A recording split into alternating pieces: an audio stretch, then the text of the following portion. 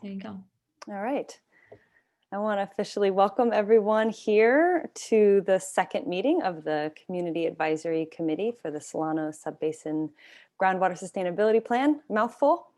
We're really happy to have both all the CAC members that are here with us, as well as the observers. We have a few observers, which is really fun. And we also have, of course, our trustee project team and some other folks. I believe I'm looking around from the GSA collaborative. I think maybe not, just project team folks today. So welcome. Really glad that of all the things you could be doing with your afternoon, you've chosen to be here. It means a lot.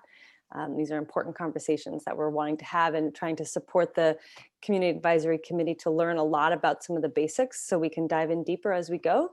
And so it's really great that you're here today. We're grateful. I just want to take a moment to introduce some of the team before we continue. So we've got Chris Lee, who's our administrator for the GSP. Want to give a wave, Chris? I think most people know you. Rockstar status around here. We've got Vicky Kretzinger-Grayberg, who you'll hear from later, who's our star of the show today. Thanks, Vicky. And then my team from Ag Innovations, Genevieve, who's our executive director and the lead facilitator on this, and Susanna Sossman. Hey, Susanna, is project coordinator, as well as Guadalupe Garcia. Thanks. And then Emily Finnegan is also here. Hi, Emily. She's amongst many hats that she wears. She supports us with outreach to this disadvantaged communities. Oh, we've also got Eric. Hi, Eric. Eric Ringelberg, who represents the Northern Delta GSA. And Sachi Itagaki and Jennifer Lau are also part of our team, the consulting team, part of the engineering consulting team. Did I miss anybody? The rest of you will get a chance to check in. I just want to make sure that the team gets acknowledged. Nick Watterson. Nick Watterson, where are you? Oh, Nick, you're here. I'm so glad. Oh, yay. I didn't mean to miss you, Nick. I'm truly glad you're here. He's going to help us with questions in the chat. Nick's also here from the LSCE, who's our engineering firm. Okay, so all of those introductions lead me to and I think there are some new folks. If you haven't heard me say this already, if you just joined, if you could put the letter CAC after your name, if you're a Community Advisory Committee member, or your GSA or whatever affiliation you're here with, if you're up on the project team or an observer. Let me make sure I'm doing all the things I need to do. Yes. All right. So I'm going to go over our goals for the day and the agenda, and then I'm going to hand it over to all of you to introduce yourselves briefly, and we'll do a little check-in in pairs as well. So you'll get a chance, CAC members and observers. So our goals for the day, really, we're going to be doing a lot of presentations, probably more so than we will in future meetings, although don't hold me to that. But we want to make sure that you all have the information you need to be able to ask informed questions and really grapple with some of the things that we'll be looking at later on in the development process. So today our goal is to support CAC members to understand and ask informed questions on things like define, that doesn't go there, on sustainable yield, the hydrological conceptual model, the groundwater conditions, water budget, modeling, groundwater dependent ecosystems and monitoring. We'll learn about what the technical team is doing to develop the full water budget. We'll get an update on, there was a discussion, a little subgroup from the CAC that met to discuss the groundwater dependent ecosystems. And so we'll hear an update from them. And hopefully throughout the whole time, we'll hear questions from the CAC members that are present. I do want to say that the observers, we do hope that you're here as observers, and because this is a presentation heavy meeting, we want to invite you to ask questions throughout, particularly in the chat. We'll have some short verbal Q&A after each of the presentations, and we'll probably prioritize questions from the CAC there. But if you do have questions, put them in the chat, and if we have time, we'll answer your questions throughout, and then there will be time at the end to hear from you more fully. So here is that agenda that I just went through. So we'll start, that's what we're doing now, welcome and introductions. The first presentation will go over the hydrogeological conceptual model and groundwater conditions, then the water budget and modeling, then we'll hear from Stephen. Thank you, Stephen, for taking on the task of giving a report out from the GDE conversation. Interconnectivity monitoring in GDEs will be next. And then Sachi is going to give us a brief overview with Susanna about how to offer comments on section 1, which we're really hoping that both observers and particularly CAC members can offer comments. And then we'll have a time for observer reflections and questions set aside at the end. And then we'll close. Any questions or anything on the agenda? I don't want to move too fast, lose anybody. Maybe just general nods. Great. Seeing heads bob. We'll take it. I have a question. Okay, great. Or just a comment or whatever. Could you, because those of us that are not in your industry don't know the acronyms, maybe? Yeah. So if instead of just like using the acronyms all the time, maybe in the beginning you can, or at least just once, say what they are.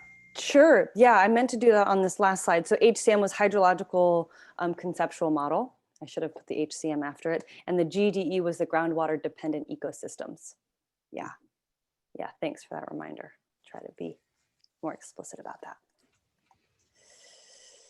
Okay, so just a few reminders about how to make the most of our time together. Focusing on groundwater sustainability plan development. So there's a lot that we can get into when it comes to water and groundwater, and the scope of Sigma and this meeting in particular is really around the sustainability plan development. So I know you might not know where the boundaries of that are, but and those of us who do will try to corral questions into that and ask your questions. And if you're not sure and if they don't fit within the bounds of what we're able to offer today, we'll help you figure out where to get those questions answered. Just invite you to engage actively and fully. So that means you closing other windows, trying to stay as present as you can, asking your questions as you have them. Thanks, Elizabeth, for example, for your question, helps a lot. Staying present, similarly, this is a 2-hour meeting. And so if you need to get up and stretch or turn your video off just so that you can really be here with us, we're not going to have a break. We're just going to power through, but we do want you to take care of yourself and do what you need to stay present. Listen generously. So some of what gets brought up today might be new, or I don't think it'll be controversial, but as we go as a group, some things might be shared that you don't necessarily agree with. And we just invite you to suspend certainty and really just listen generously to the information coming. And we'll have chances later on to hear from broad perspectives. Speak candidly and concisely. That's particularly important when we get to the Q&A. We really want to hear your questions, and since there'll be short opportunities for them, we just invite you to be mindful of other questions that might be coming in. And ask lots of questions. That's also important. There's a both and there. Be concise, but also ask lots of them. So we'll balance that together. Okay, so now for introductions. I'm going to ask you, we'll just do a quick round. And this round is really just for the CAC members as well as the observers. We'd love to hear you as well. So your name and your best guess for how many acres, or if your mind works in square miles like mine, how many acres or square miles are in the Solano Subbasin. It's kind of like when you go to the dentist and there's the marbles, like how many marbles in the jar? So we have the exact number. We were gonna, apparently Vicki got it down to the 5th decimal point, but we round it up. So you don't have to get it too exact. But we're just making a guess. It's fun, it's just a trivia, and we'll get into a little bit deeper of a check-in later on. So I'm gonna actually escape out of here. And for this, I'm trying something new. So can you see my screen still? Yes. You see the circle? Okay, great. So we can go in this order, and actually, I think I have everybody here. If I miss somebody, I can just make a little box for you.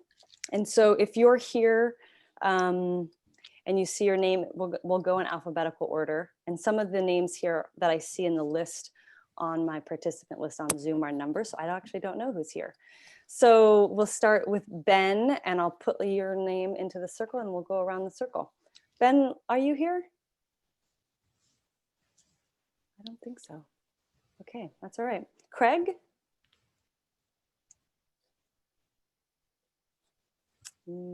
I am here. you're here. I'm driving, so I'm trying to Okay. mute myself because there's a lot of road noise. That's so. okay. So Craig, Okay. what's your guess? Go. Oh, of how many acres? Oh gosh, 60,000. All right. 60,000. 60,000. Okay, perfect. Susanna, can you grab these? Will you type them out so we know who gets them? Will you track the answers? Yeah, sure. Cool. Elizabeth. Hi, I'm here. Oh, guess? Yes, if you're willing. 400 square miles. All right, perfect. And is Emily here? I don't know if she's here, but I know that Sarah is. And Sarah, I wasn't sure, so we're going to go with you, even though it's out of alphabetical order, because I see that you are here in the same crew. I am here. I was hoping Emily was here and would go first with the guess. Pressure's on. I will say 500 square miles. Great. Okay. Herb? Yeah, I before anybody started talking, I thought, boy, that's really crazy. But I actually thought 600 square miles. So we're on a trend. Great. And Jack, are you here, Jack? You might be on the phone.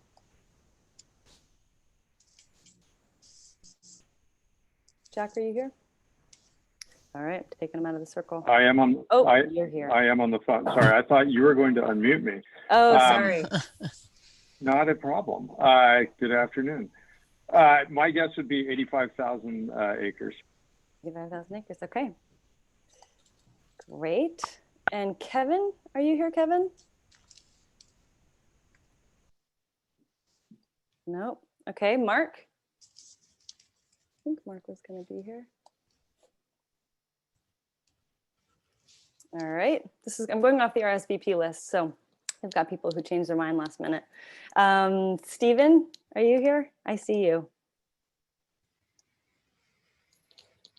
I was on mute. Sorry. That's okay.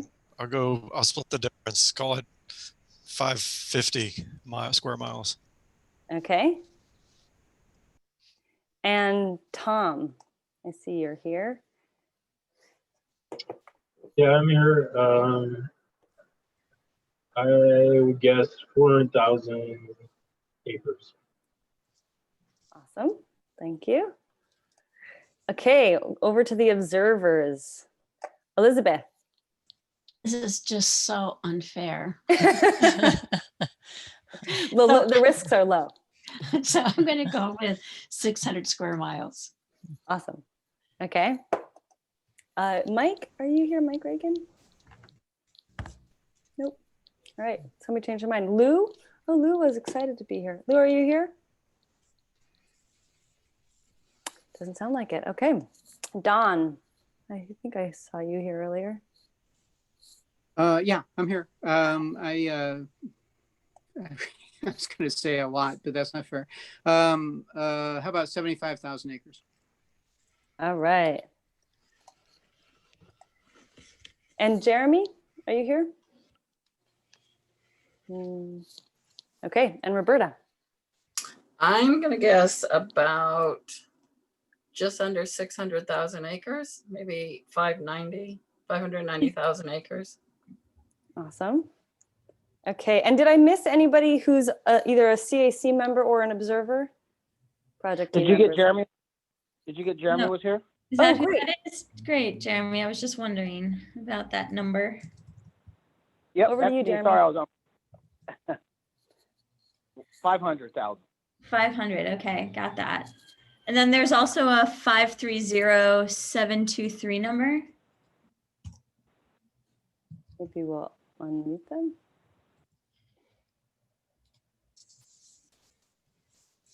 All right, well, we'll go ahead. Wait, what was that? Can you give me your answer again, Jeremy? Hi. 500,000. Okay. Yeah, cool. hi, 530 number. I have that number. This is Emily. Oh, hi, Emily. Hi, I am here. Great. And what is your guess? Oh, I don't know. 700. Yeah. Awesome. 700 square miles. Thanks. Okay, well, thanks for playing along, everybody. Vicky, I'm going to let you do the honors because you did the research. So you have it in front of you, and I do have it. You want me to say it? So okay. I could guess, but I think you better have the right answer the there. actual one. Okay, the acres is 354,673. See, very exact. And the square miles is 554 square miles. So about 350. Yeah. Yeah. Brownie points there. Stephen McCord. Very excited. Not surprised. Okay. Thanks, guys. That was fun. Thanks for playing along. All right. So we're going to break out into just pairs, or there might be a triad based on the numbers.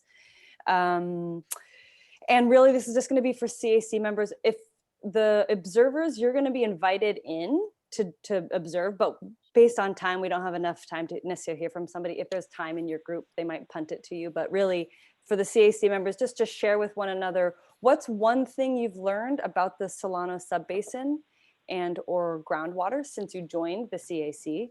So maybe that might be particularly hard for someone like Stephen McCord, who knew a lot coming in, but since you joined, operative word.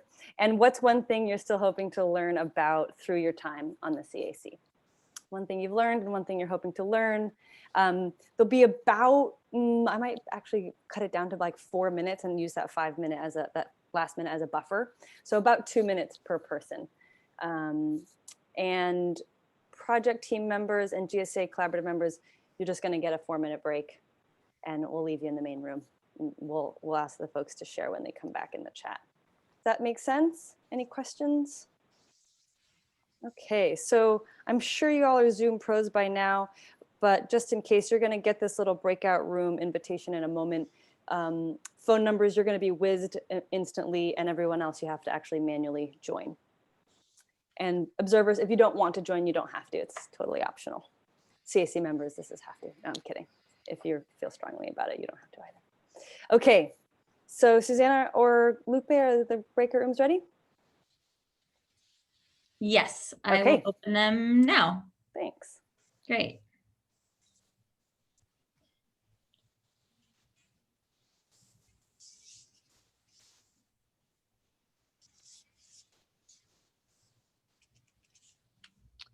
Okay, maybe we'll pause the recording for this part.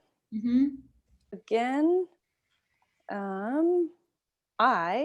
perfect, that's the last thing I had to do. I'm gonna pass it over to Vicky for the presentation on the hydrological conceptual model and groundwater conditions. So I'm gonna share screen here. Is that where everybody can see it? Amy, we can see it. Okay, you're good, great. All right, well, thank you, Amy. Thank you, everyone, for all the great start off for this committee meeting. So as we get going here today, I know a few of you were at the town hall meeting a week plus ago, and we're going to be covering some of the same information, but also doing a deeper dive. So hopefully it won't be too redundant for those that heard it a short while ago. So the Solano Subbasin is the area that you all just guessed about, you know, the acreage for, the square miles for, and this is what we refer to also as the plan area. And there is just one plan, one groundwater sustainability plan for the whole area. There are other basins in the state that have had multiple plans, but we're fortunate that there's only one for this area. And there are a handful of agencies that have formed groundwater sustainability agencies, and these are key entities involved in the planning process. There's a collaborative group with representatives from each of these groundwater sustainability agencies that are listed here on the slide. And then those GSA representatives also have their own boards and representatives. So one of the things that we're going to do as we get going this afternoon is to introduce a couple of key terms. As Amy mentioned, sustainable yield is one of those, but starting with sustainability goal, this is essentially, these two key terms are the essence of the Sustainable Groundwater Management Act. The sustainability goal being the existence and implementation of one or more plans, so in our case one, that achieve sustainable groundwater management by identifying and causing the implementation of measures targeted to ensure that the applicable basin is operated within its sustainable yield. It's quite a mouthful. Here, the very operative word highlighted in red, sustainable yield. So there's one goal for the subbasin, and everything ties to determining the sustainable yield. The sustainable yield, another mouthful of a definition, the maximum quantity of water calculated over a base period representative of long-term conditions in the basin, including any temporary surplus that can be withdrawn annually without causing an undesirable result. Here, the very important term is undesirable result. And other things just to remember about the sustainable yield term at this point in time is that we're not talking about what happens in a given year. We're talking about over a period that represents different kinds of water years, wetter or drier, and average years, representing what's going on in the basin over a longer period of time, and ensuring that there's not adverse effects or the important term, undesirable results. So these undesirable results, these include one or more of the following things that are caused by groundwater conditions occurring throughout the basin. And in particular, it's referring to significant and unreasonable extraction of groundwater that would cause actually significant and unreasonable results. So it doesn't mean temporarily lowering groundwater levels. It means things like the significant and unreasonable lowering of groundwater levels over a longer period of time. So all of these things apply to significant and unreasonable. It's really hard to define those terms. They're not spelled out within the groundwater sustainability plan regulations. And this is something that's very important for the input from this committee. And it's also very important to receive input from the stakeholders locally. So this applies to all of these 6 things on this slide are referred to as sustainability indicators. So it's the avoidance of a reduction of groundwater storage so that it doesn't cause undesirable results. Seawater intrusion is not really applicable so much in this area. Looking at the south end of the basin and groundwater flows out of the basin, it would be important to ensure that there is no effect to adjacent basins. Avoidance of water quality degradation, the avoidance of land subsidence, and the avoidance of depletion of surface water. On this last one, this means that these depletions are of the interconnections of surface water and groundwater. And when it's significant and reasonable, it means that there's been an impact on beneficial uses of the surface water. And that doesn't mean to just people. That also means to what we will touch on later on today is groundwater dependent ecosystems. And that includes vegetation as well as wildlife and other ecological species. And on groundwater storage reduction, this doesn't mean just during a period of drought. That's not sufficient to establish a chronic lowering of groundwater levels just during that period. But here's where the terminology of the longer base period, longer term over which groundwater conditions are considered to know whether or not it's significant and unreasonable. So these are terms that we're going to come back to, not so much today, but these set the stage for everything that connects back to sustainable yield, and sustainable yield is not just simply a numerical computation. So today we're going to focus on one of 4 main components. These 4 activities listed on this slide are elements of the groundwater sustainability plan that we touched on previously, but today we're going to focus on describing basin conditions and the other things that Amy listed earlier that are linked to that.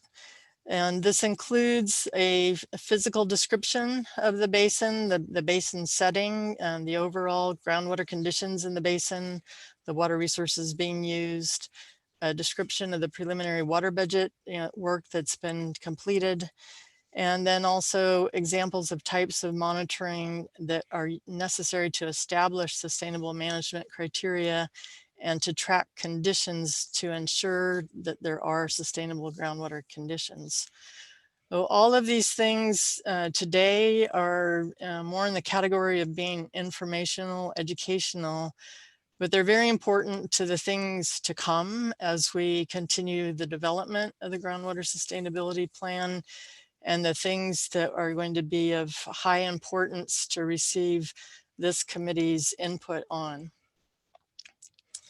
So Vicky? in the Solano, I just wanted to, sorry to interrupt you, just a little shout out to the other members of the project team who are here while Vicky's giving her presentation.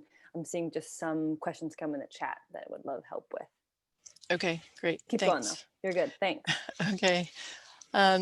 Looking back a little bit in history in the Solano Subbasin, water resources have always played a highly critical role in the economy and viability of local interests and livelihoods.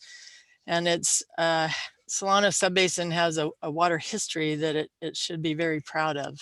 For more than half a century, essentially since 1959, the Solano Subbasin has benefited from the leadership and foresight that resulted from the construction and use of the Solano Water Project to provide surface water in combination with groundwater to meet water demands. Groundwater shortages in this subbasin, when you look back at the history, these were recognized as early as the very early 1900s. And the Solano County Board of Supervisors appointed a water council in 1940 to promote water development and to study local water needs. By the 1950s, it was recognized that another source of water supply was extremely important to the county's future, and that set off the construction of the Solano project in 1953. So the Solano project being composed of several key features that are familiar to this group: Lake Berryessa, the Monticello Dam, Puda Diversion Dam, Lake Solano, Puda South Canal, and the Terminal Reservoir, all of which are owned by the federal government, the Bureau of Reclamation. So essentially, before 1960 and before this project, most water needs were met by using groundwater. Then following the construction of this project, surface water use greatly increased, and the supplemental surface water was able to be provided to farmlands, and accordingly, groundwater use decreased. And then new farmland coming into production used mostly surface water. So it really lessened the stress and strain on groundwater use in the subbasin. Now the Solano project provides water that irrigates almost 1,000 farms in Northern California. And as we'll touch on later in this presentation, the foresight that led to the use of surface water and therefore decreased the reliance on groundwater led to recovery of groundwater levels that had begun to decline until the Solano project came online. So the next few slides are just a little bit of information about the distribution of wells within the subbasin. These first two images relate to domestic wells and their density, which is illustrated in the left-hand side of this slide. There's approximately 3,000 domestic wells that have been constructed in the Solano subbasin. And this data is from the California Department of Water Resources database of all well construction reports in the state, which there's over 1 million records. And when we're pulling this information, we're not trying to account for what wells have already been abandoned or no longer in use. It's just a collection statistics on all of the records that are available from this digital database. In this slide, the yellow squares on the left-hand side of the screen, they're showing where there's fewer domestic wells that have been constructed, and then the medium to darker brown squares, these are 1 mile square areas for each of these squares. And on the left side of the screen where you see the preponderance of darker brown squares, That's showing where there's a greater density of domestic wells that have been constructed over time. These domestic wells range in depth from less than 75 feet deep to more than 300 feet deep. And here the darker purple squares illustrate the ones that are greater in depth. And again, one of the statistics that we're going to be looking more closely at is what happened through time, like within which decades historically and to more current times did those depths change in time and in space. And that's helpful for us to know as we work with other information on where groundwater is produced from within the groundwater system. And then this slide is showing similar information, but now about agricultural wells and their density on the left-hand side of the slide and their depth on the right-hand side of the slide. Here we have a total of about 800 agricultural wells that have been installed over time. Again, the fewer wells are in the lighter yellow squares, and the lighter orange to darker colored squares, there's more agricultural wells. Most of the agricultural wells have been constructed in the northern portion of the Solano Subbasin, meaning that a lot of the surface water use is towards the delta portion of the Solano Subbasin. These agricultural wells are generally deeper than domestic wells and are typically greater than 200 feet deep, with many of these wells being constructed to depths over 400 feet deep. And that's again, the darker purple color on the right-hand side of the slide, illustrating where there's greater depths of these wells. One of the things that was brought up at the town hall that was a very helpful comment in terms of the timing and related to these numbers in total of how many wells overall time. It's Carrie Keaton, general manager of the Solano Irrigation District, had mentioned that of the wells that Solano Irrigation District uses, only about 25% of those wells are currently active.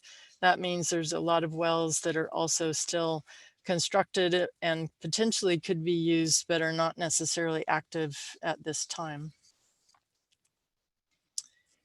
And this slide is just illustrating in areas, city of Vacaville, cities of Dixon, Rio Vista, the rural North Vacaville area, and parts of the Solano Irrigation District and some other areas that are so small, they're very small color dots on this map.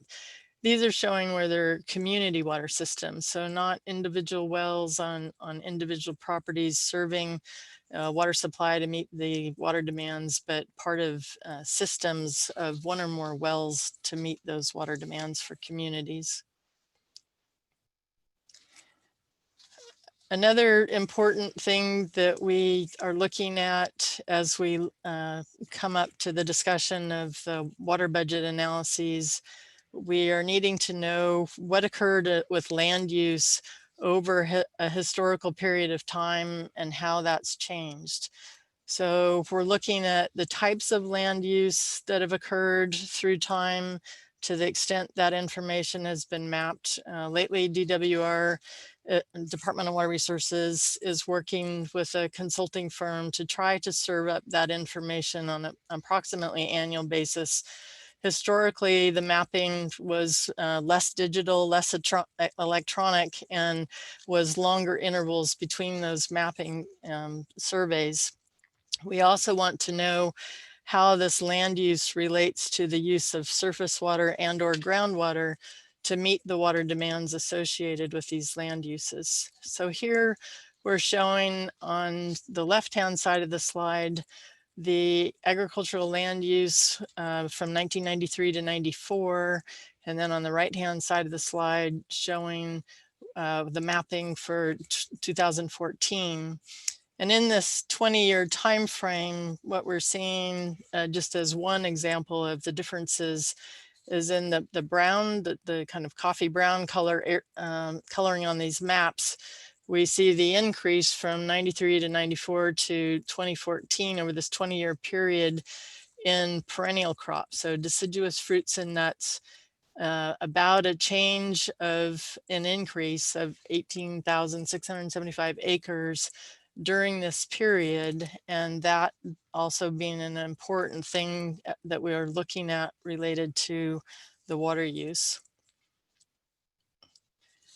So that's one piece of what we're looking at within the basin setting and the physical description of what's going on within the Solano subbasin.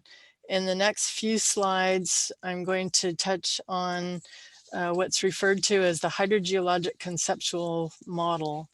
And this is one of the key requirements of the Groundwater Sustainability Plan regulations to be developed for the subbasin. Although this terminology uses the word model, this is a descriptive model. It is not a mathematical or numerical model. So this is a description that uses physical data and information about groundwater and surface water quality and quantity measurements to characterize the physical components of the subsurface in the subbasin and to describe how water moves into and out of this groundwater system, including the interaction of the surface water and groundwater systems in the subbasin. And this information includes things like geologic cross sections, of which we've developed 15 of these, and the locations of all these cross sections are shown on this image in different colored lines. And we're going to talk about a couple of those in the next couple of slides. And we've been characterizing the types of sediments in the subsurface that are part of the groundwater system to great depths, over a half a mile deep, in order to describe how groundwater occurs in the subsurface. And all of this information is important because it establishes the physical basis and informs how we construct what is a different kind of modeling tool, the mathematical, that is a numerical modeling tool. And this is basically open source software, and I'm going to talk about that more later, but that is what we're using to compute the full water budget information for the Solano subbasin. This is one of the 15 geologic cross sections that we've worked on constructing, and on the right-hand side of the slide, this is the same map we just showed on the previous slide, showing the location of all these 15 cross sections. And if you then take one of those lines and where that black arrow here on the eastern side of this large image, we're showing where this cross section is located. So it goes from west to east across the northern part of the Solano subbasin. And if you imagine then taking a vertical slice through the earth at the location of that line, that is then what we're seeing in the big image. And you can also see how we're looking at this. The image in the lower right-hand side of the slide is showing what we see aerially if we were in a plane flying over the space, and then what we see in a small 3D image. And then moving to our big image, we can see what we're working with to great depths in the subsurface. So this particular one shows information to about 2,700 feet deep into the subsurface, and a closer view.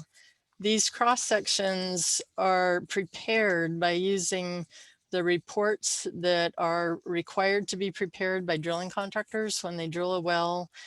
They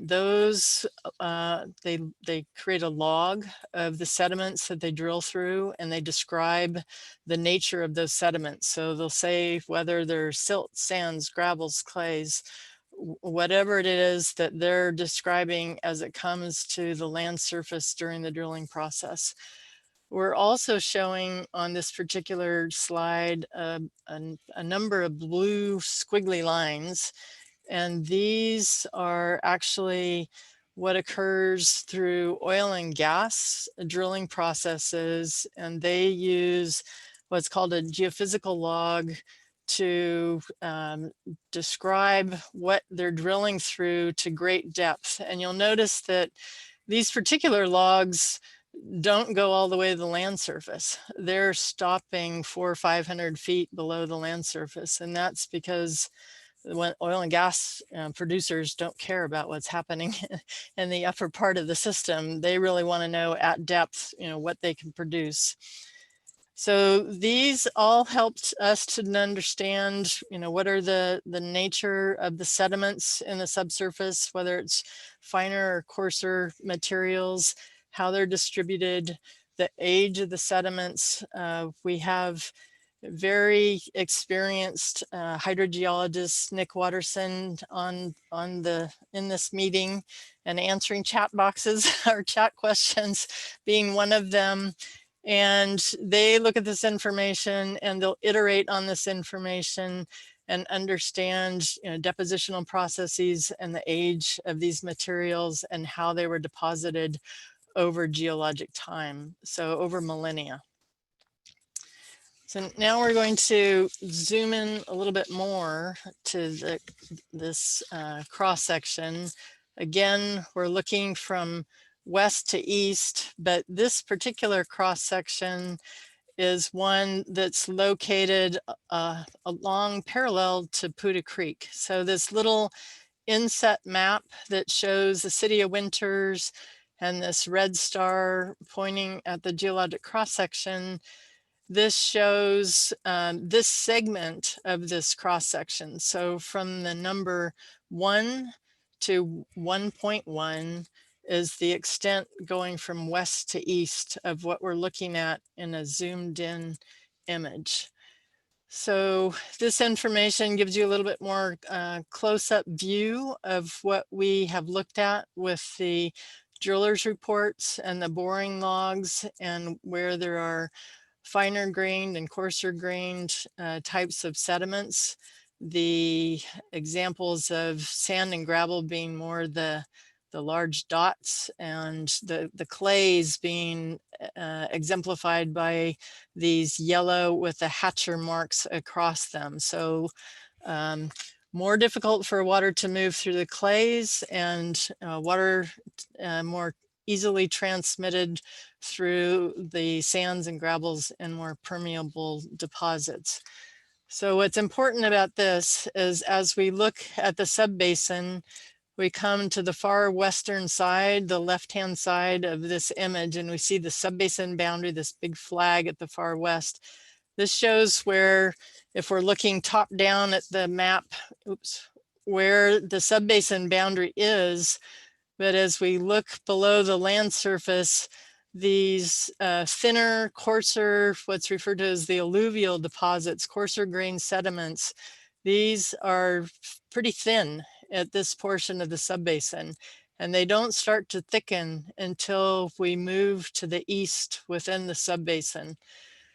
And then coming back to this west side near the subbasin boundary, when we look below these thin, coarser grained alluvial deposits into much, much older formations, geologic formations, deeper deposits, these are lower permeability. They're more cemented. That means they have more of a geochemical, materials that are holding the sediments tightly bound, and it makes it much more difficult for water to be transmitted through these sediments, much lower permeability. So those that are constructing water supply wells over in the areas that have these thinner alluvial deposits, or into these deeper deposits that are less permeable, we're seeing some evidence of declining water levels, and that are not typical of the overall Solano subbasin on the whole. So there's a combination of some wells that are completed wholly in the thin alluvial deposits, or they may be partially completed in those deposits and deeper deposits. So all of this is important as we try and look at what's going on in the subsurface. We look at groundwater level trends, how the wells are completed, what water is being used from what part of the groundwater system, and what that means in terms of groundwater sustainability. So on this slide, there's a few things. It's a very simple schematic about the groundwater system. And I know I've referred to a couple of things about more or less permeability so far, but this simple schematic shows some other kinds of concepts. One of those, it's about the unconfined and confined parts of the groundwater system. So this simple schematic rarely exists in the real world. Most of the world's groundwater occurs in far more complex hydrogeologic settings. So understanding these complexities is very critical to evaluating the occurrence and the sustainability of groundwater systems. So in an aquifer that's under atmospheric pressure, which means the sediments near this feature called the water table, they're only partially filled with water and partially filled with air, and the top of the saturated area being referred to as the water table.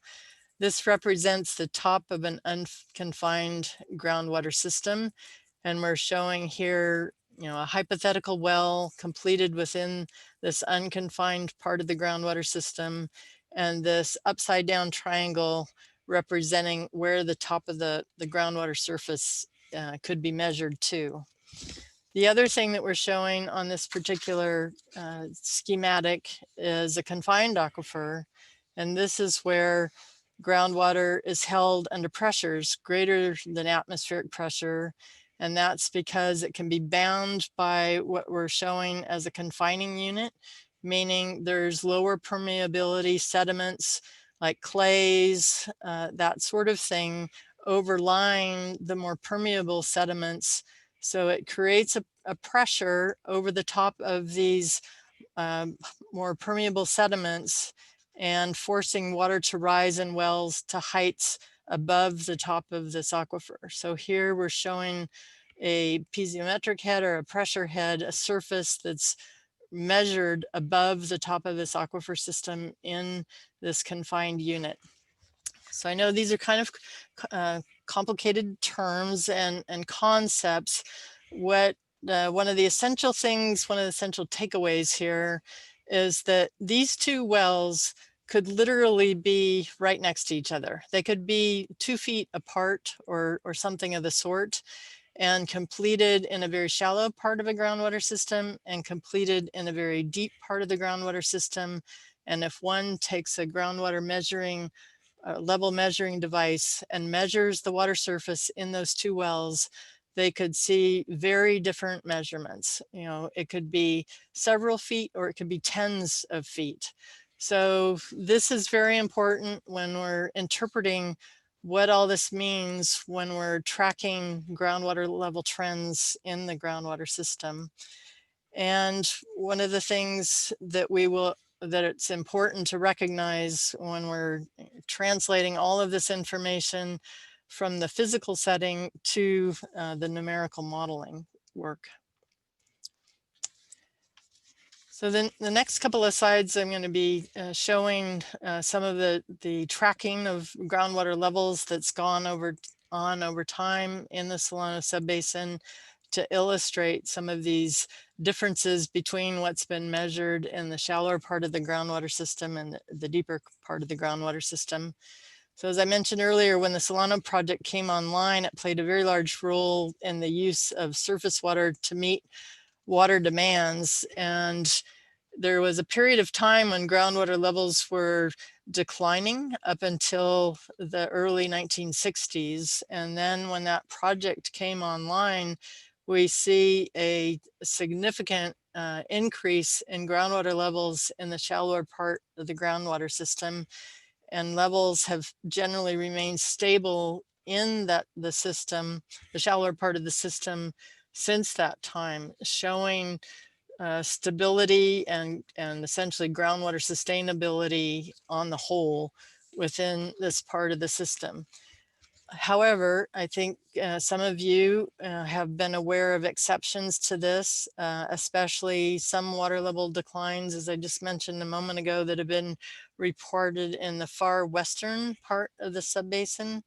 This can be due to how the wells are constructed, as I was mentioning, depending upon their completion in the thin, coarser grained alluvial deposits or in older, lower permeability formations, where it takes longer for water extracted from those formations to be replenished and have water levels recover.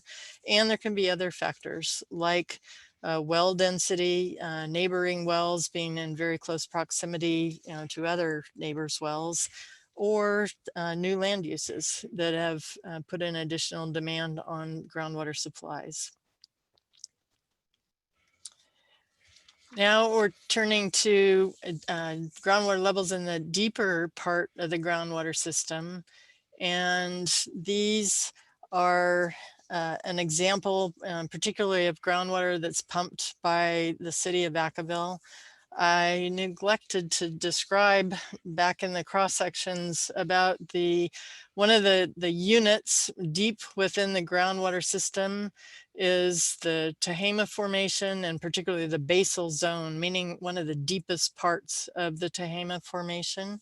And this is the unit that's most commonly pumped from by the city of Vacaville. This groundwater produced from this unit mostly exists under confined conditions, very highly confined conditions. And it changes groundwater levels very rapidly, but these are influences on the pressure and the water levels that are really representing the pressure in the system, more so than what's going on at the water table surface that we measure back in the shallower part of the system. So here we see how water levels were stable in the 1960s until the 70s or so. And then more groundwater started to be developed deep within this basal Tehama unit by the city of Vacaville. This occurred until about 2000 in the more southerly part of the Vacaville area and more to the central part of the Solano Subbasin. And then intentionally, some of this groundwater development was shifted to the more northerly part of the Solano Subbasin in order to decrease the depth of water levels that were occurring across the southern subbasin area. And then, so it's a shallower, broader expression of how this pumping has occurred. Once the pressure in these groundwater levels had equilibrated, then the levels in these wells has stabilized since about 2010. On this slide, we're moving to another discussion of how groundwater is occurring in recharge areas and areas of discharge. So schematically here, we're going to talk about a couple of concepts where this recharge, discharge, these mechanisms are governed by physical conditions at the land surface, but also in the underlying sediments that comprise the aquifer system. And this is really important, and we'll come to a slide shortly to show what's going on specifically in Solano Subbasin. When we think about opportunities for recharge in the area, we want to know not only about what we think is an opportunity for recharge because of what we experience at near the land surface and in the shallower part of the soil horizon, but also what's occurring deeper within the groundwater system. So we see groundwater going from areas of recharge from higher levels to lower levels. This is due to gravity. The rate of groundwater is dependent on the gradient or slope. In the case of an unconfined system, this depends on the slope of the land surface.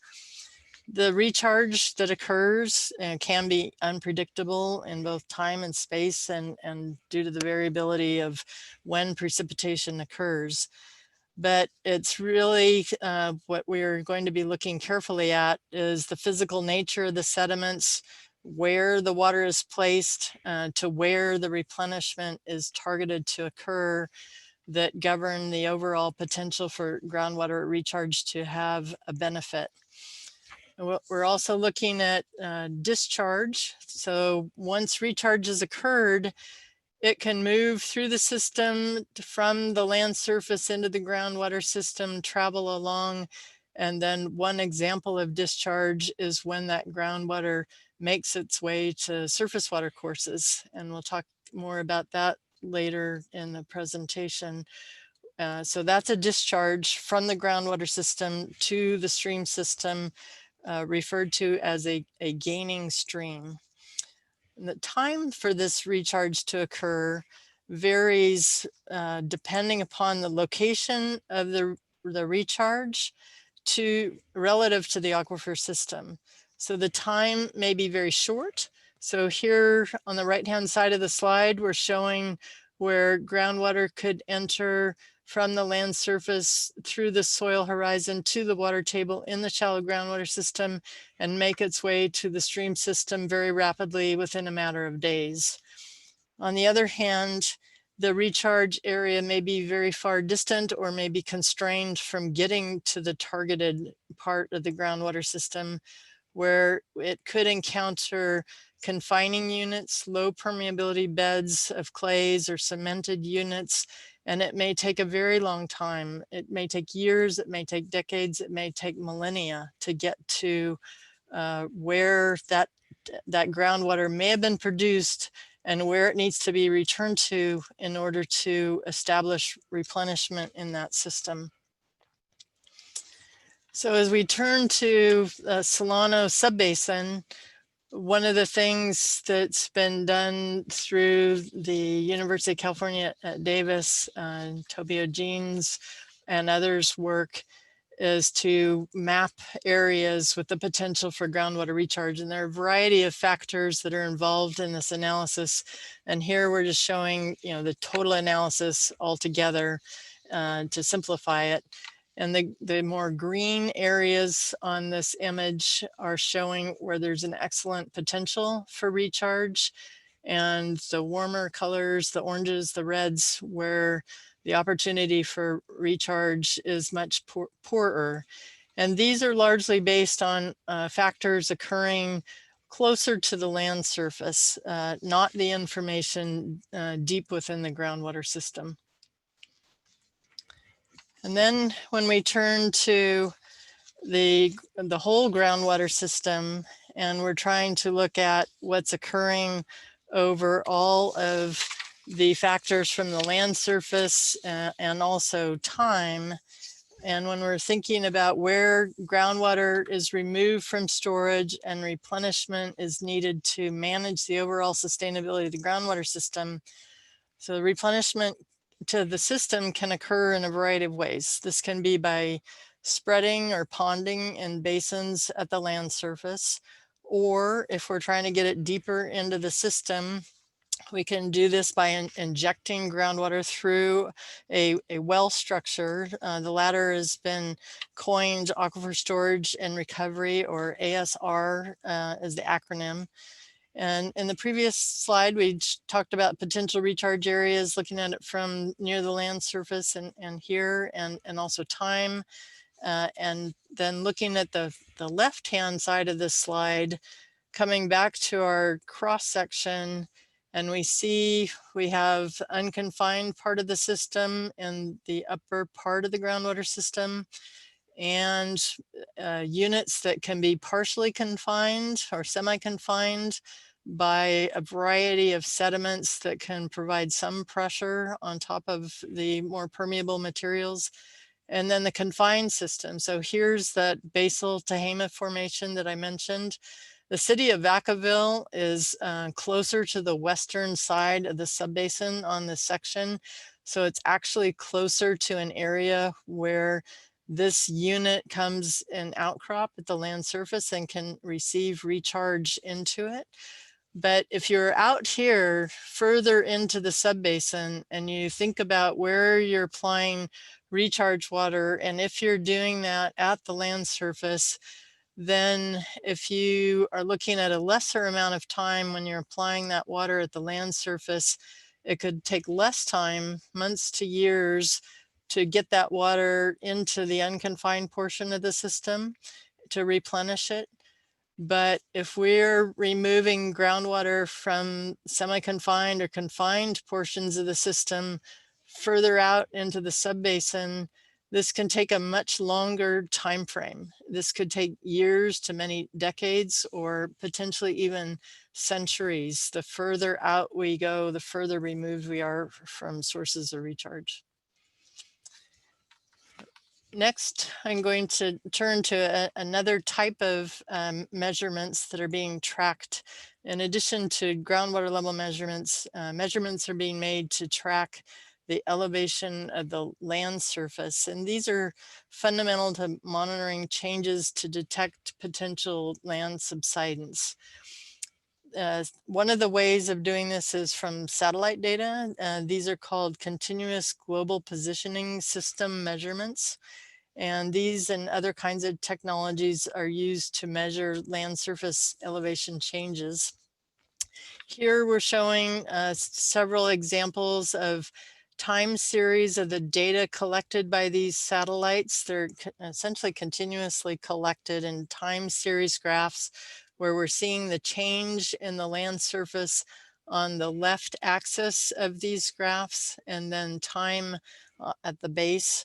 And we're highlighting this station for Vacaville here with the yellow highlight, just to show that for the period of data shown for 2012 to 2019, we're seeing an overall land surface elevation change of a very small amount. It's 0.058 inches per year of land surface compaction. So very small depression of the land. You know, hard to even imagine how to measure that.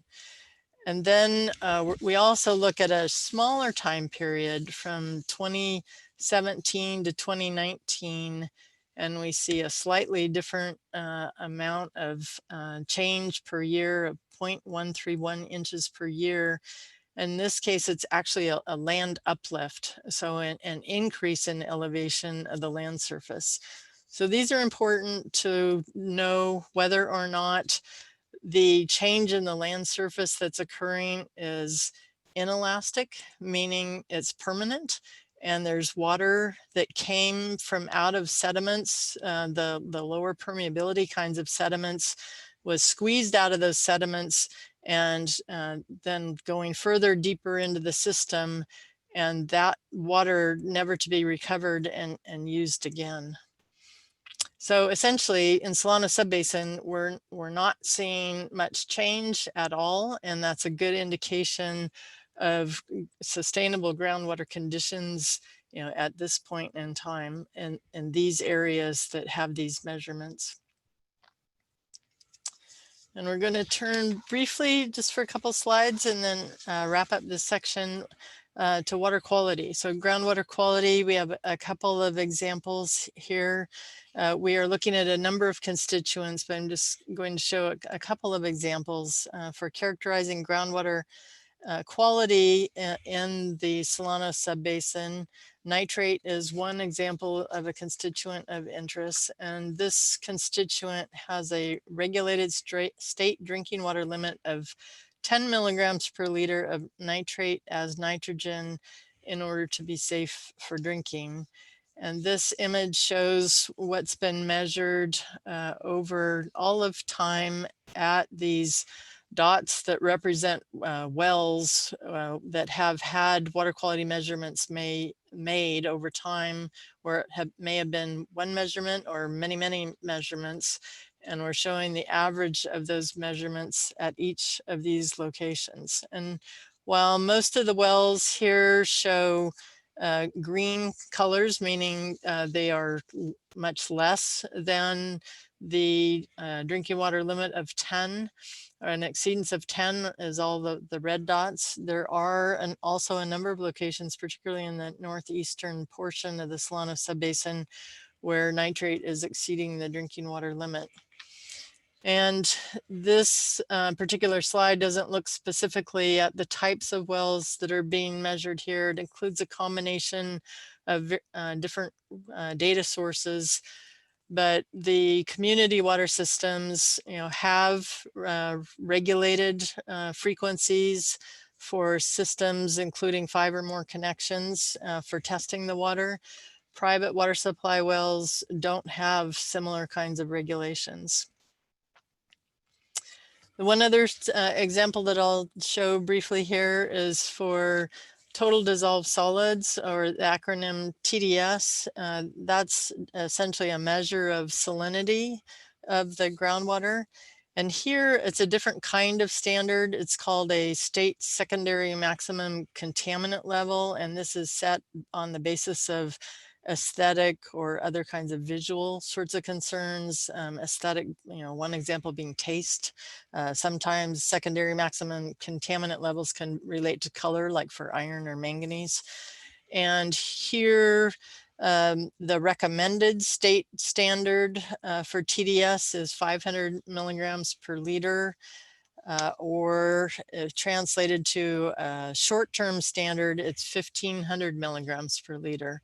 1000 is an upper limit. So here the 500 and above is all of those locations where you see the warmer colors, yellow, orange, red colors. So we see more salinity occurring as we move further into the central part of the subbasin and to the south. In the more northern part of the subbasin, we see lower levels of salinity. And these two slides for nitrate and TDS, they are not showing the differences between what's occurring in the upper part of the groundwater system versus the lower part of the groundwater system. And I think that wraps it up for this particular section. Thanks, Vicki. Maybe we'll stop. Actually, keep your share in case people want to go back to certain slides. I'm tracking time, so we're a bit behind time, and I also want to make room for some questions because there was a lot of really juicy information that was shared. So I'll say a question or two that we can take now, and if you want to put your question, if we don't get to you, put it in the chat, and we'll continue to have Chris and Sachi and Nick answer it there, or we'll take it offline and follow up through email. So I'm curious if anybody has a question that they didn't already get answered in the chat that they want to raise now. And if I maybe raise your electronic hand if you can, or if you're on the phone, you can just cut in or wave at me. I can't see all of you at once, so let me know. Just sort of scan through. Okay. We're about to dive into another presentation. So again, if there's a slide back that you want to see or a question you want to ask now about this content, please do. I'm seeing a question on the chat, Amy, and it might even be good to revisit some of the chatted questions from before. Sure. Do you want to pick one? I'd say we have time for probably one of the ones that are in the chat. Yeah, I mean, I think this one's an interesting one from Corey. Are water quality issues more prevalent at a specific depth range? And I can see Nick and Chris are also weighing in. Is there anything you'd want to say further on that, Vicki? Are you able to find your chat? Sure. I think that it's a good question and it's complicated. So it depends on the type of constituent, and some of the constituents that we see, including like TDS or the total dissolved solids, a measurement of salinity, there can be naturally occurring constituents that vary by depth within the groundwater system, and constituents can also vary depending upon their presence, relative to the nearness of the coast range. So some of the trace metals that are present in groundwater in the Solano subbasin, the groundwater system, vary depending upon a lot of different factors. We also see, and more generally, the higher nitrates are in the shallower part of the groundwater system, and where there's lesser confining units, less material that's impeding the movement of nitrate along with water that is applied to the land surface and moving down to the groundwater system and within the groundwater system. Great, thanks, Vicki. So I'm seeing more questions come in, and I just ask, we'll continue to lean on the project team, Nick and Chris and Sachi, to answer some of those. And we'll be capturing these in the notes so that it's also easy to refer back to these questions if we can't answer them all, and we'll send them out with answers at the end. So we'll do our best to keep answering. These questions are great, so keep them coming. And we're loading you up with lots of content. So the next presentation is on water budget and modeling.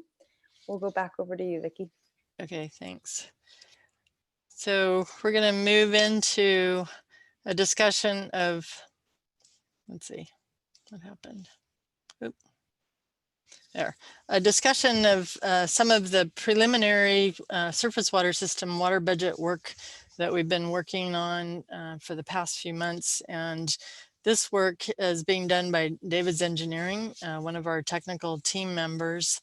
And when we are referring to the preliminary surface water system water budget, this schematic in this slide is highlighting what this work is focusing on. So this is really the upper part of the hydrology, what's coming in the way of precipitation or applied water into the system, what's coming in the way of stream flow and infiltrating into the top of the system, going back and forth at the system, and then moving out through evapotranspiration from crops or plants, native vegetation, and moving out as a discharge to the surface water system or just in the stream systems.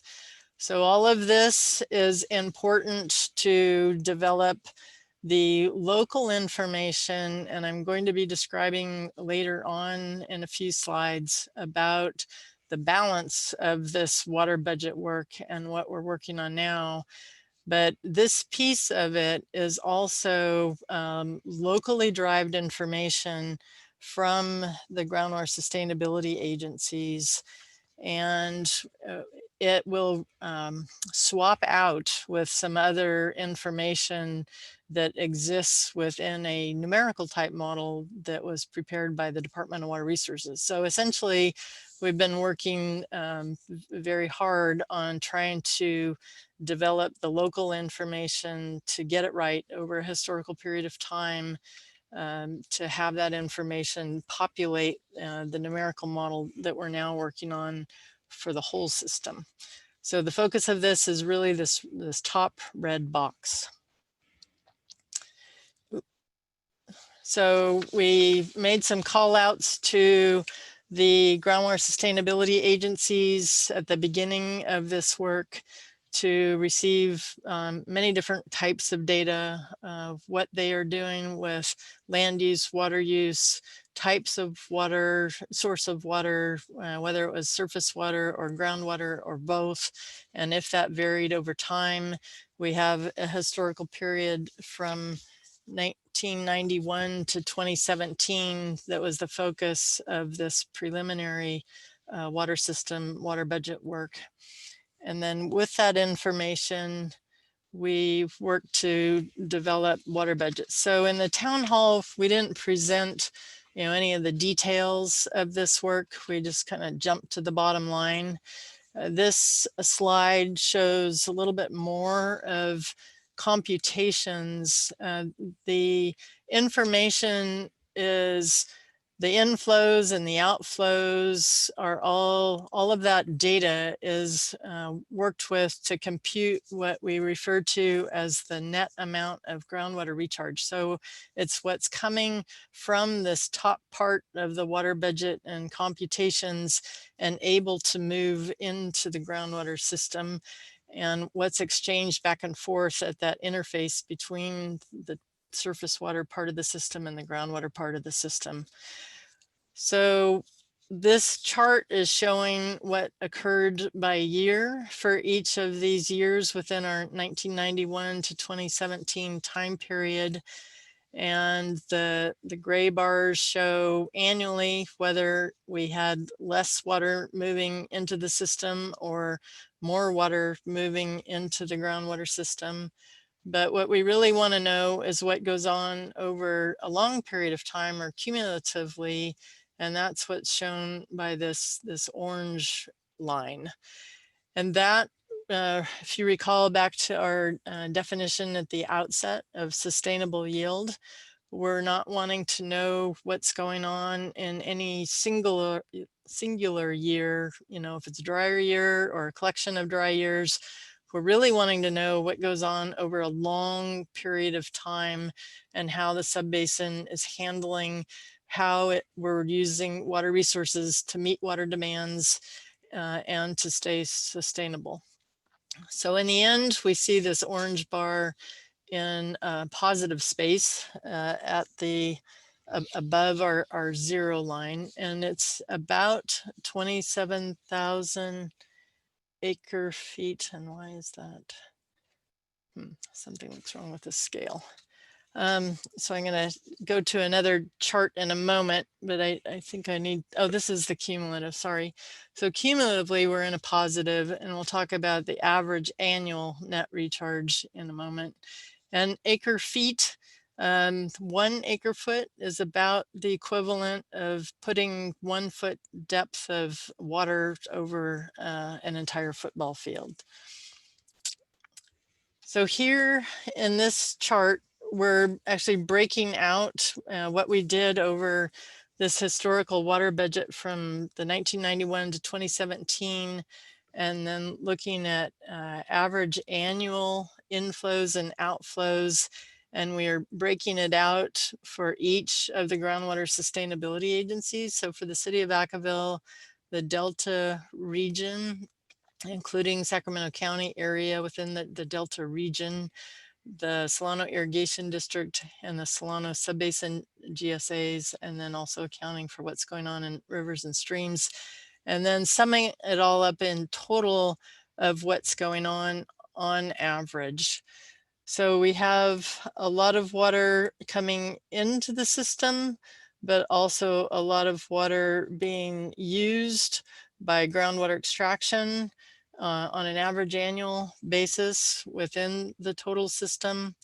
But our net recharge on average from this top part of the system, the surface water system, to the groundwater system is a positive number. So this is about 27,000 acre feet per year net positive.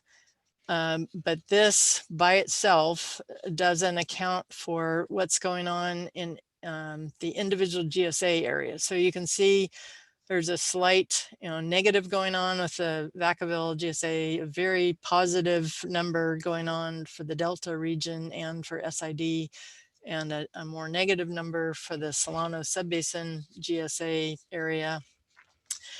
But all of this is still not yet including the subsurface flows in and out of the subbasin, and it also doesn't account for what's going on vertically within the system.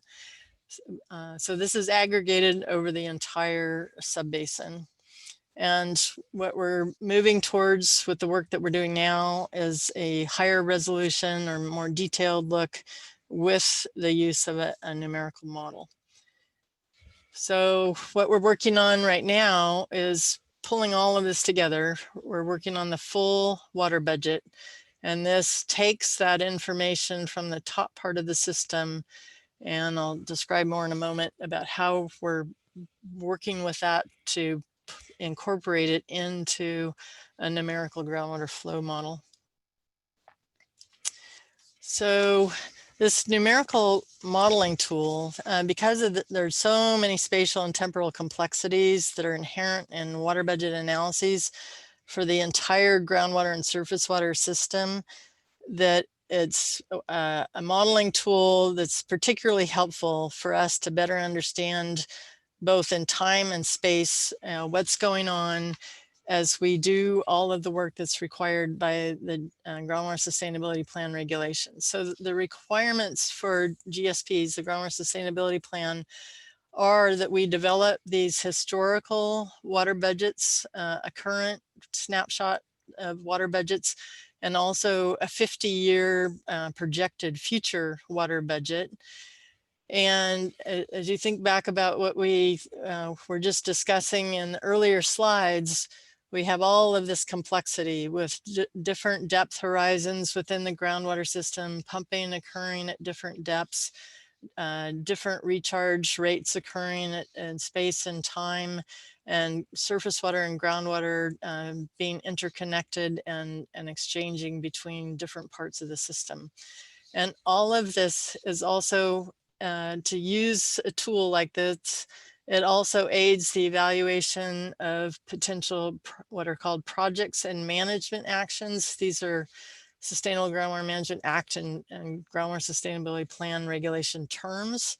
This means those things that can be identified by the stakeholders within the Solano Subbasin area in order to plan for and protect against undesirable results. So things that can be done locally in order to avoid adverse effects by doing things like recharge projects that have a beneficial effect and can mitigate things like droughts or different kinds of climatic periods.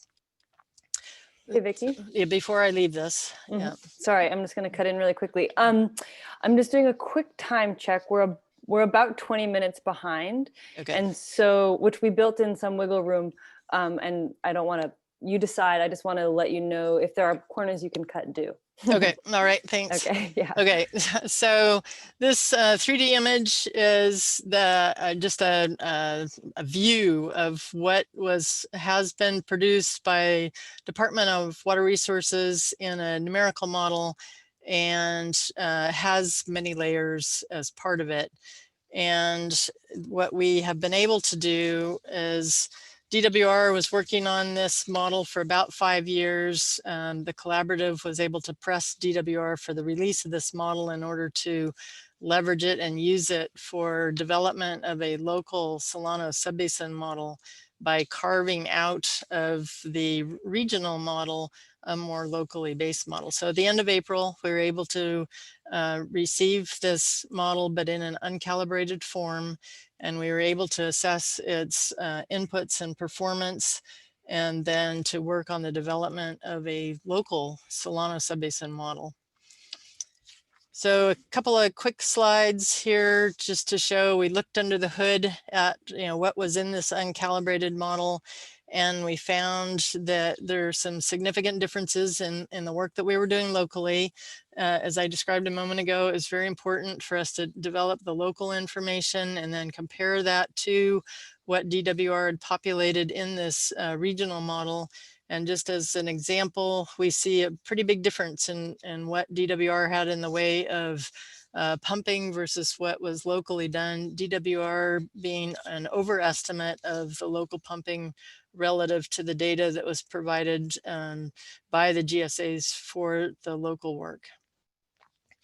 And then just to look at a few of these water budget components and highlight again, looking under the hood where we see differences in the precipitation for the whole Solano Subbasin model area that we're working with. We saw a very large difference in the precipitation numbers that DWR was using, which seems peculiar. And then also the opposite kinds of difference in what we're seeing with consumptive use or evapotranspiration numbers, that David's engineering uses a very refined approach using remote sensing data to develop that information. And a couple of slides just to show also quickly other things that were still needing work by DWR. This is information about the upper part of the groundwater system where we compared the model when we ran simulations compared to actual water level observations. So the parts of these time series graphs where you see the dark blue and the dots and less uniform looking time series, those are actual observations. And when we compare those to the simulated results, we see not such a good correlation. So all of these locations where we have red dots are wells where we have a disconnect between what is being simulated in DWR's version of the model and what we have measured or others have measured actually in water levels in the Solano Subbasin. And then in the basal Tehama, similarly, when we look at the actual observed data compared to the simulated data, in every case of all of these examples, we see a very poor correlation between the actual data and simulated results from the model runs. So we kind of knew that coming into this, but we also knew we had our work cut out for us to refine the model in order to make it, locally applicable to use for GSP, groundwater sustainability plan purposes. So this shows where we are looking at the slide shows the extent of the model area. So all of the saturated colors, the dark purple to dark green, darker orange, etc., surrounding the Solano Subbasin. We've extended the model extent to beyond just the Solano Subbasin in order to capture accurately what's going on at the boundaries of the subbasin. And so one of the things that's being refined in the local model is what I had mentioned about all that work by David's Engineering for the preliminary surface water system and the water budget inputs locally. All of that more locally accurate information is swapped out with what DWR has used, and the local work replaces that information. And we're also exchanging information, sharing what's going on in the way of approaches with the surrounding subbasins, just to understand, so nobody's surprised about, what each other is doing. And that brings us to the end of this topic. Thanks, Vicki. Speed it up there at the end. That's right. You're doing great. It's a lot of information and sort of a fire hose to the rest of you that are receiving all the information. Thanks for hanging in there. So there's lots of questions coming in the chat, which is exciting. And I want to make space just for 1 or 2 questions if folks have it to ask it verbally. Just a couple of minutes. And Stephen, will come to you next, just so you know.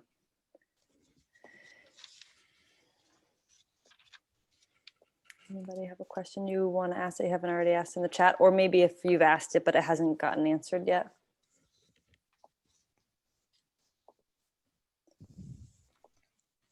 Okay.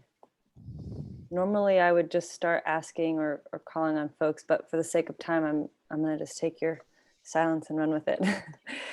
Please continue to ask in the chat, but yeah, I'm seeing thumbs up and smiles. So thanks for coming along with me. All right, Stephen, over to you. I think you're going to share a screen. So Vicki, if you can stop share. Sure. And then Stephen, if you are you wanting to share a screen? Is that right, Stephen? Yeah, sure. Just cool. 3 quick slides, just so people see stuff. Let me see if this works. See everything else I got up there. You seeing? It's just not in present mode yet, but we see it. Yeah. Yep, there it goes. How do I do that? Yep. It's in present mode? Mm-hmm. Yes. Okay, great. So, but you're on the wrong slide.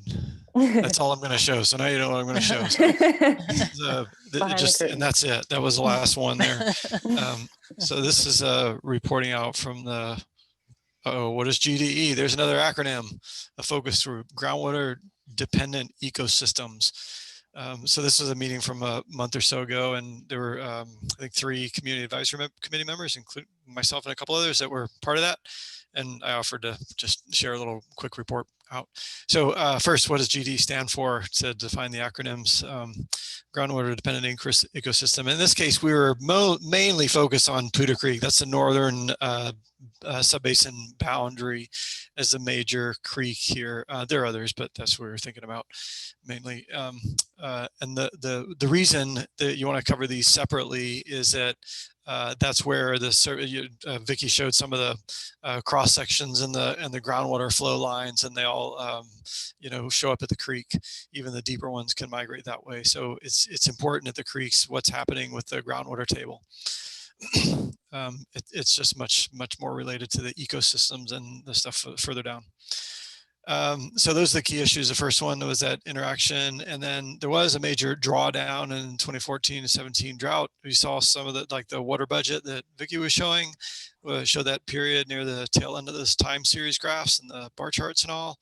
And however, it was exacerbated, not just the sort of random fluctuations in the weather patterns and all, but there's more orchards along the creek, and they're pumping for irrigation more than the former crops used to.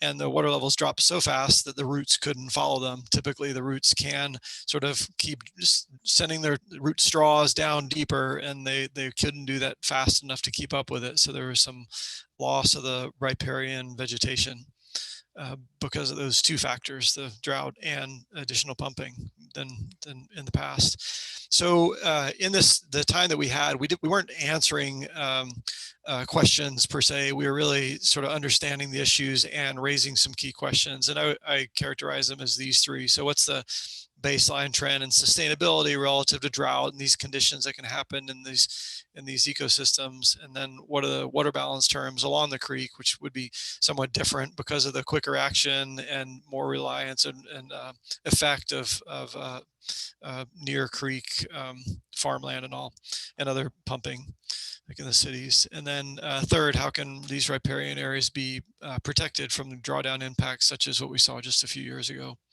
So those are the key questions, and we know the technical group is going to take and run with those and work on answering them along with everything else. So there's catching up a few minutes. Perfect. So thanks, Stephen. I really appreciate you taking the time both to put this together and to report out. I want to make space if others on the advisory committee have questions for Stephen or for other folks from the project team that were there based on what you've heard so far. This is Genevieve. I just wanted to say, the way that this really came about was the project team has been holding as an inquiry what the groundwater dependent ecosystems, like the kind of input they needed on groundwater dependent ecosystems. So when we got questions from the CAC members about that specifically, it was just a great opportunity to take advantage of it and to bring them into the conversation to learn a little bit and to help it guide our thinking. So, if there's other things that come up like that you're like, gosh, I know a lot about this thing, I think it would be useful to talk about this, you can let Amy know, and we'll, there might be multiple venues for that. Like it might be actually a public input meeting is the best way, because that's where the hardiest amount of information would be. It might be another hour-long conversation. It actually might be part of the advisory committee discussion. But we just want you to know that it's important to us when you reach out to us with specific questions. We really want to respond to it. And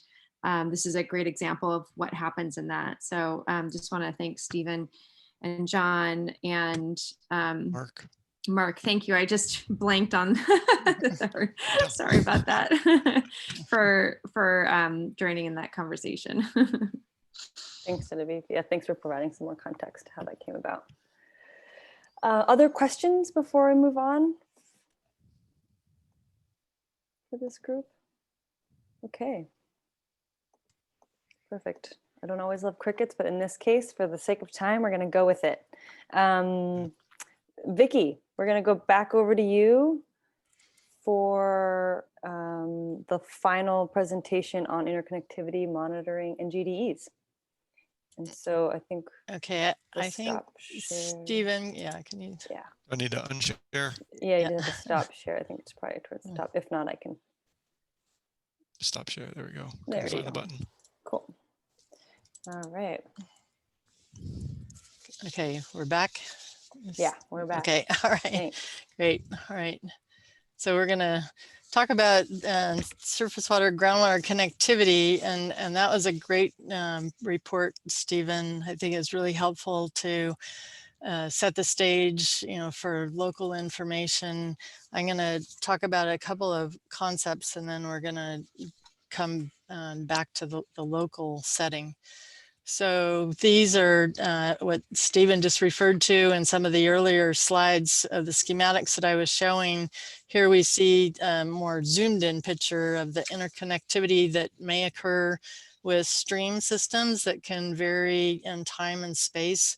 So we can have a direct connection between groundwater to surface water, where groundwater levels are higher than the stage in the stream system, and groundwater is discharging, moving to the stream system and providing base flow. That's a gaining stream. And we can also have a direct connection, but with the stream system being at a higher level than the groundwater level. And in this case, stream, recharging the groundwater system. We can also have areas where there's no direct connection, a disconnected stream where the stream is recharging the groundwater system. And then there's also the situation where wells in proximity to the stream system, either near or farther away, in combination with lots of pumping, in the system that's connected to the stream system, where stream flow depletion is occurring as a result of that groundwater pumping and water moving from the stream in response to groundwater extraction. So the effects of pumping, whether it's a single well or a small group of well on the hydrologic regime, it could be local in scale. But if we have the effects of many wells withdrawing water from an aquifer over large areas, then it can be a regional scale type of an effect.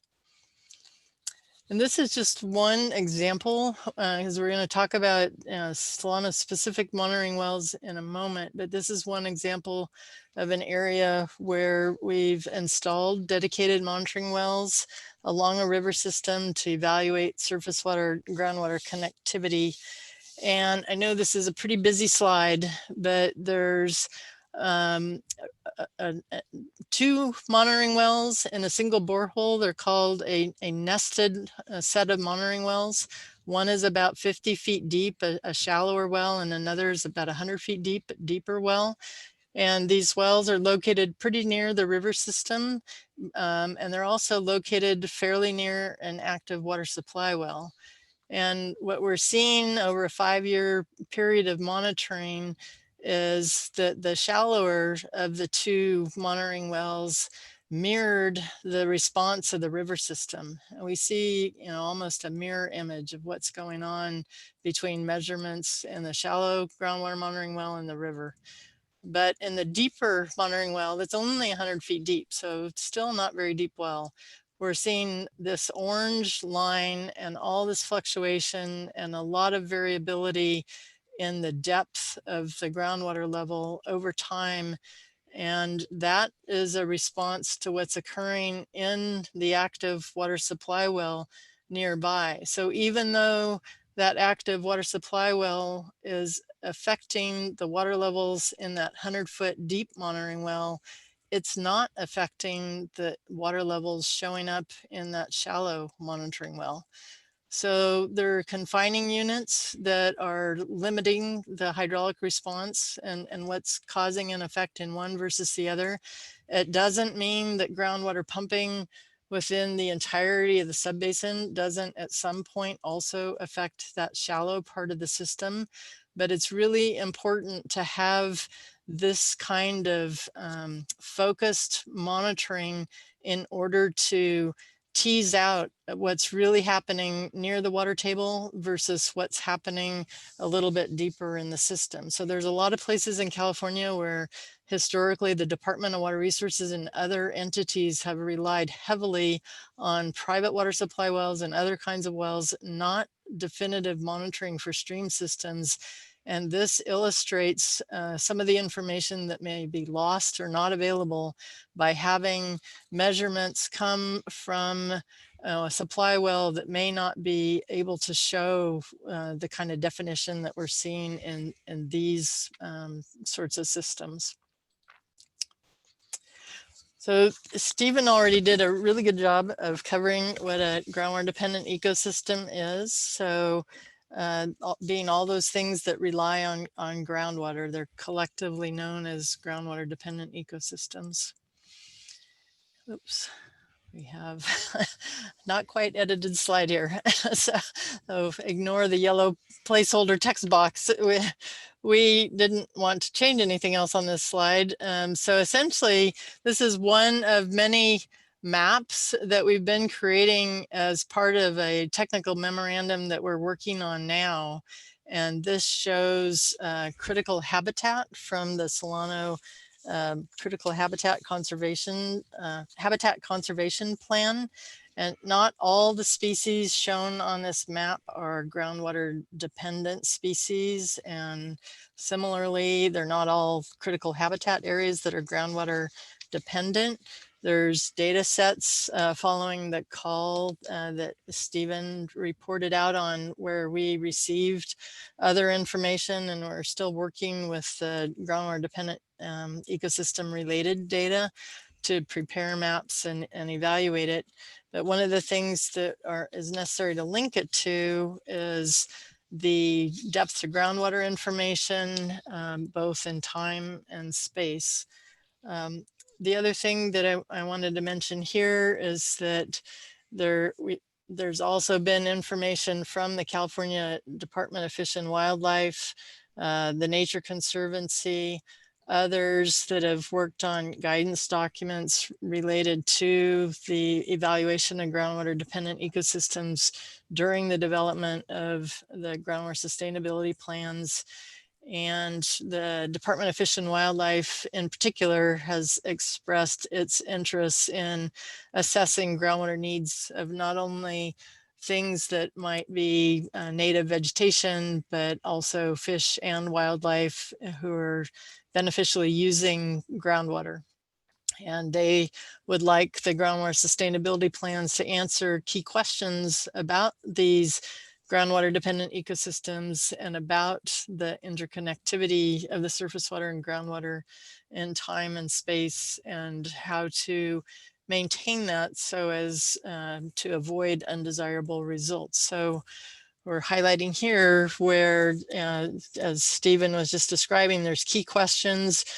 That's important for us to hear the questions and also to work together with this committee and with the collaborative and the GSAs in order to understand what's been historically identified and mapped and studied, but also to understand the things that might be done in order to provide the protections in the future to avoid undesirable results.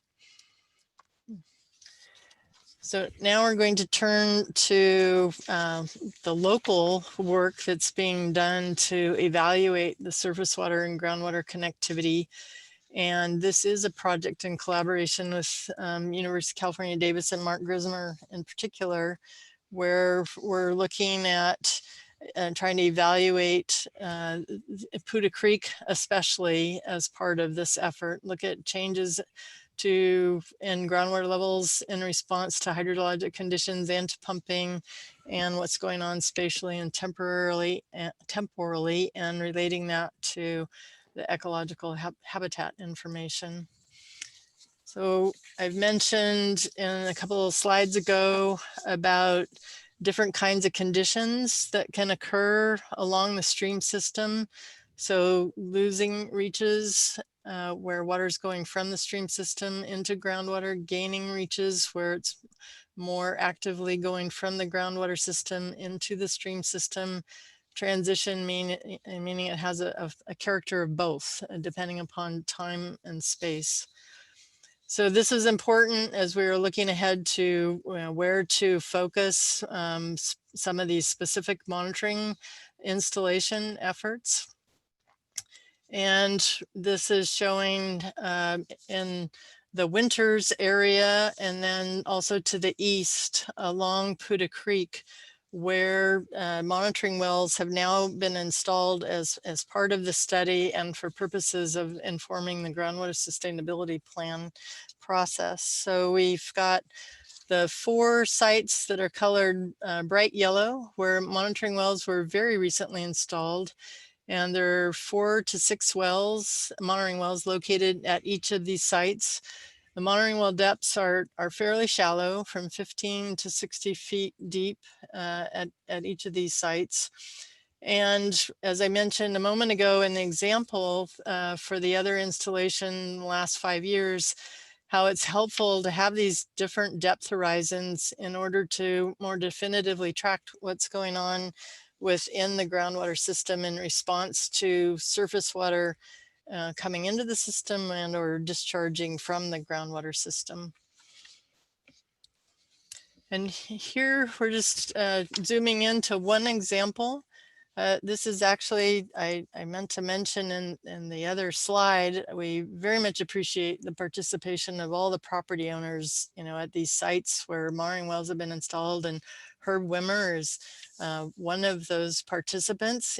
He's been very gracious to allow mooring wells to be installed on his property, and we're showing here just west of Winters and near to the cross section referred to as A prime, and that's what's in the backdrop, this cross section, and it's a north-south view, and then in the center of it highlighting where Poudre Creek is occurring, and then from that in a line there are different depths of monitoring wells installed at distance from the creek, and these are being actively monitored in order to collect the data to evaluate different kinds of hydraulic properties, how the system's responding to what's coming from the creek system and into the system, and also what's going on locally with time with pumping. And all of this information will at least provide some sort of a snapshot in time to help with some of the numerical model calibration that relates to trying to capture some of these specific interests on stream aquifer connectivity. So the plan itself, we've been working on draft sections of the plan. The most of the work so far has been on the technical work, the preliminary surface water system, water budget work that I described earlier, and we're in the process of completing a hydrogeologic conceptual model and groundwater conditions technical memorandum. All of these are going to be provided out to the collaborative and this committee and the public, to the stakeholders in draft sections through the summer of next year. And then the whole compiled draft groundwater sustainability plan would be assembled in fall 2021. And with another round of review and comment and finalizing the document, and then completing that in late fall 2021. It's due to the Department of Water Resources by January 31st of 2022. So we've been in the mode of, with Ag Innovations, the local groundwater government commission, the Freshwater Trust, many different kinds of outreach efforts that are going on through all this process and seeking much public input on all of the groundwater interests and issues. But this committee in particular, I know you have an abundance of questions, and it's extremely helpful to our work because we can identify, what the public, especially wants to know about, relative to the Solano Subbasin, and what we especially need to think about as we're assembling the overall groundwater sustainability plan. Thanks very much, and hopefully we're more back on. We don't have very many minutes here, but just the two. That's okay. Thanks, Vicki. I really appreciate it. I'm actually going to encourage. If we were in a room, I'd clap. But yeah, really grateful for all the information. I know it takes a lot to put these together and then deliver it all. So thanks for all of that. If you can maybe just end your screen share. So we do have 2 minutes left, and there was some other things. Yeah, I'm seeing other claps. Yay. Yeah, that feels good, especially since Zoom can be a lonely place when we can't actually hear other people. Well, I want to say before you continue, I mean, I apologize for going long, but I really would appreciate hearing where there's like too much, too little. I know it's a lot of information. I think Amy described it as fire hose. We're trying to pump, in foundational information into you and in order to get to what's probably the more interesting stuff, what you're really wanting to hear a lot about. But some of these concepts and things, they're important to have, some of that understanding. Yeah. Thanks. Yeah, thanks. Fire hose and pumping into you. It's groundwater jokes here at the end. Not intentionally, actually. A lot of puns. Yeah. Keep you on your toes. So speaking of feedback, I just put into the chat, there's a feedback form. We would love your comments, how things were, what was helpful, what wasn't, both on the content itself and the structure of how we put it. In the future, we do hope to have more interactivity and more time and build it in so that we can hear more of your input as opposed to just questions, which is also helpful, but we want to hear your thoughts as well. So this one was sort of intentionally more on the presentation side, just to make sure to set you up with some information. It is almost 5. I know that some of us from the project team can stay a little bit later. So I particularly want to make space for the observers. If you have any questions or comments here at the end, and I see that you've been engaging in the chat as well, but in case you can't join us for the next meeting, what would you like us to know or keep in mind as we close here today? And also I'll just make one little other plug, which is that we didn't get to one section on the instructions for the comments on GSP section 1, and we're going to be we'll be releasing that on the website soon for your comments, and we'll be sending out an email with detailed instructions on how to comment there. Yeah, thanks, Susanna. Yeah, appreciate you catching that. So yes, observers, I'd love to hear from you, Elizabeth or Roberta. I think Jeremy, Don. If you have any thoughts, we'd love to hear them.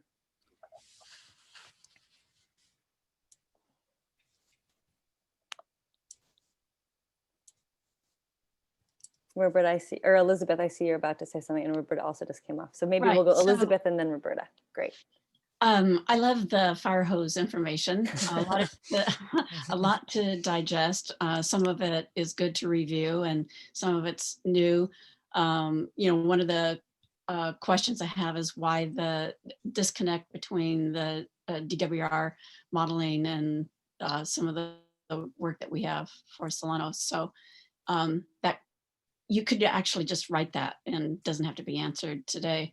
And I really was impressed with the questions on chat, and a lot of areas that can be responded to that would be helpful in understanding the greater management issues. Thanks, Elizabeth. I appreciate that. And that helps me remember that I mentioned, but we have these in notes, both the questions and the answers, and we'll make sure to send those out as part of with the recording and post it on the website and stuff. So if you couldn't track all the questions, which were hearty. I was just going to add one thing, if I may, is that I have a little bit of experience with DWR, and they do tend to overcount and on their modeling, and it's always been an issue. It goes back years and years. I don't know if that's connected or not, but that's just a point. Great. Thanks, Roberta. Did you want to say something in response to that, Vicki? I was just going to say, what the model that we received, because we pushed DWR to be able to use where they were with that at the time that they were, when we needed to get our hands on it, was uncalibrated. So that means they weren't done with it. They'd been working on it for about 5 years. So there's a lot of work that went into it that is useful, and we're trying to leverage it, but we could not wait any longer in order to be able to leverage what had been done for the work that needed to be done locally. Great, thanks, Vicki. Roberta and then Dawn. Oh, I was just gonna say thank you for letting the observers participate and ask questions. There was a lot of information, but it was very valuable, and it sparked many questions by me. So I hope I didn't put too many on the chat, but I look forward to participating in other meetings. I think the only last question I had was about the monitoring wells. And because this is a whole new subject for me, and I really don't know that much about the project, why aren't monitoring wells put in areas that are not directly adjacent to rivers. Does that make sense? So it seems like what I'm seeing is the water wells are all along the Puda Creek. Do you have monitoring wells, or is it something that you do and you put it in a place that has a high groundwater use through wells, but not literally adjacent to a water source? So historically, the Department of Water Resources and others used existing water supply wells so as not to be constructing new dedicated wells. The dedicated wells that we just spoke about, like on Herb Wimmer's and others' properties, those are with specific objectives of looking at that surface water groundwater interconnectivity. But there's other monitoring wells that are being installed in subbasins for the purpose of other objectives. Like in the Solano subbasin, through an earlier grant around 2008, there were 4 sets of multiple completion monitoring wells, meaning there's many wells and one boring at one location. Some of those extended to a half-mile depth. And so that was to establish baseline conditions to know what the response at the deep part of the system would be if groundwater were to be more developed within the Solano subbasin, and to understand that recharge may take a very, very long time, and to not deplete the system without understanding that there's going to be a replenishment. Mm-hmm. Thanks for that question, Roberta. Thanks, Vicki. And Dawn, love to hear from you. I want to second what Roberta said. Thank you for putting up with me. I have a really general question, which was when I was looking at the kind of the balance numbers and the recharge. And I know you guys kind of hinted at this, but I don't really know how it works.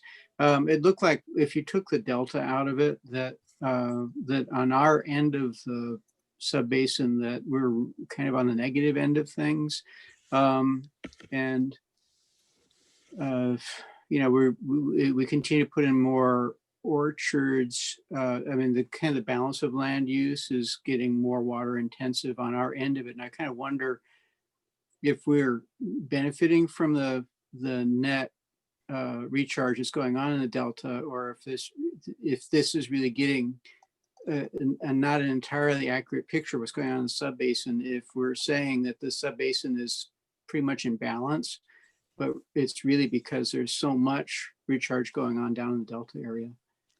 Does that make sense? It does, and it's very good question. So the numbers that we're showing were just for the surface water system, so it's not yet showing the complete, with the groundwater part of the system in its totality yet. So but it is still a very good point about what might be indicated from the water levels and what has appeared to be sustainable historically, that it will be very important to look at what's happening now, what's planned to happen, where it happens, with what water is used to meet those demands, and what happens with climate in order to ensure sustainability. So there may be a need to look at where groundwater development is more constrained. Like, for example, just hypothetically, to limit what's going on near to surface water systems at a certain depth, or within a certain density where there's not as much recharge occurring, or if there's not going to be as much recharge to deep parts of the system.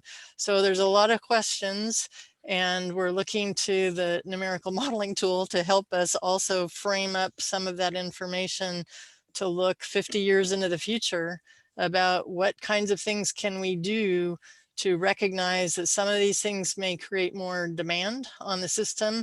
And if they do, like a drought period, then how do we design recharge projects that are actually achieving their intended purposes in order to mitigate the effects of those drought effects.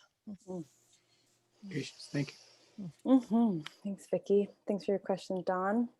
So we're 8 minutes over. I want to make it easy for people to bow out. I know that people have other meetings and evening activities. So thank you again for being here. To the project team, thank you for showing up, helping answer questions in the chat. Vicki, for your presentation, and the Ag Innovations team for furiously taking notes and making sure we capture everything.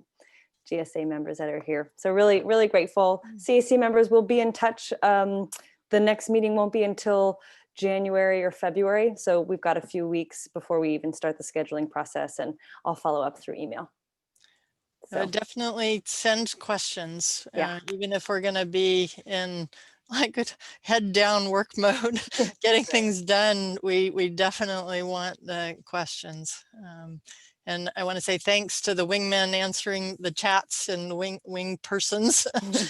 That's really helpful. And hopefully, you know, that's something that will, when shared around, it may prompt more questions. Absolutely. All right. Great. Bye, you all. Have a great Well, evening. Thanks, everybody. Thanks. Bye. Bye. Thank you. Bye. Do you want to stay on for a minute?